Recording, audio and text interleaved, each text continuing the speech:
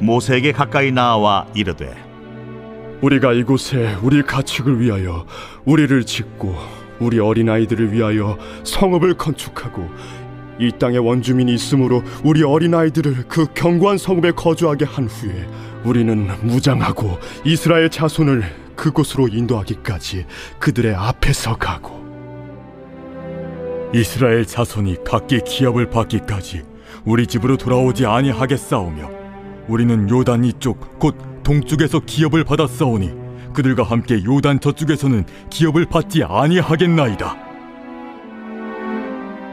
모세가 그들에게 이르되 너희가 만일 이 일을 행하여 무장하고 여호와 앞에서 가서 싸우되 너희가 다 무장하고 여호와 앞에서 요단을 건너가서 여호와께서 그의 원수를 자기 앞에서 쫓아내시고 그 땅이 여호와 앞에 복종하게 하시기까지 싸우면 여호와 앞에서나 이스라엘 앞에서나 무죄하여 돌아오겠고 이 땅은 여호와 앞에서 너희의 소유가 되리라마는 너희가 만일 그같이 아니하면 여호와께 범죄함이니 너희 죄가 반드시 너희를 찾아낼 줄 알라. 너희는 어린아이들을 위하여 성읍을 건축하고 양을 위하여 우리를 지으라. 그리하고 너희의 입이 말한 대로 행하라. 갓 자손과 루벤 자손이 모세에게 대답하여 이르되 주의 종들인 우리는 우리 주의 명령대로 행할 것이라. 우리의 어린아이들과 아내와 양떼와 모든 가축은 이곳 길라 성읍들에 두고 종들은 우리 주의 말씀대로 무장하고 여호와 앞에서 다 건너가서 싸우리다. 선택을 고민하는 자들에게 주시는 해법이 무엇인지를 살펴보려고 하는데요. 우리는 사실 날마다 마주하는 현실 문제 앞에서 갈등하죠.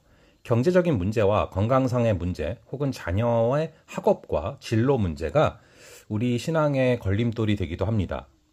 이 르우벤 지파와 갓 지파가 사명을 잊은 것 또한 현실적 문제죠. 하나님이 맡기신 사명과 현실 사이에서 갈등할 때 오늘 본문이 제시하는 해결책은 무엇입니까? 우선은 하나님의 약속을 믿음으로 선택하라는 것입니다. 르우벤과 갓 지파는 목축에 유리한 땅에 대한 마음을 거둘 수가 없었습니다. 요단 동쪽 땅은 그들의 욕심을 자극하기 때문에 그래서 이제 그것을 생각하면 할수록 갖고 싶은 거죠. 이런 그들의 욕심은 그들이 거느린 많은 수의 가축을 돌봐야 되는 형편 때문에 발생했습니다. 광야 생활 동안 끊임없이 이동하며 불안정한 삶을 살았던 그들에게 현실적 문제를 해결하는 법은 요단강 동쪽 땅에 머무는 것이었습니다. 그들은 현실적 필요를 충족시키려 했으나 이로 인해 공동체의 사기를 떨어뜨리고 하나님이 약속하신 땅에 대한 믿음을 저버릴 위험에 놓였습니다. 그들이 안주했을 때 나머지 지파들이 느낄 박탈감과 그로 인해 발생할 공동체의 분열은 커다란 위기가 될 수 있었던 것이죠. 이에 모세는 두 지파에게 요단 서쪽 땅을 정복하는 전쟁에 참여하고 하나님의 약속을 믿으라라고 촉구합니다. 우리는 날마다 의식주를 해결해야 되는 현실을 마주하며 살아갑니다. 사회가 혼란스럽고 경제가 안정되지 않은 상황에서 이런 문제들은 우리를 압박하죠. 하지만 예수님은 하나님 나라와 의를 먼저 구하라고 말씀하십니다. 그럴 때 하나님이 우리의 모든 필요를 채우신다고 약속하셨죠. 우리의 선택이 하나님을 불신하는 행위가 돼서는 안 됩니다. 현실은 믿음의 진실성을 증명하는 기회입니다. 그러므로 굳건한 믿음 안에서 하나님의 인도하심을 따라 매 순간 구체적인 선택과 결정을 용기 있게 내리시기를 축복합니다. 이어서 사명과 현실 사이의 균형을 잡아야 됩니다. 하나님은 우리 삶의 모든 필요를 헤아리고 계십니다. 그래서 우리가 그분의 뜻과 현실 사이에서 조화로운 결정을 내릴 수 있도록 지혜를 주시죠.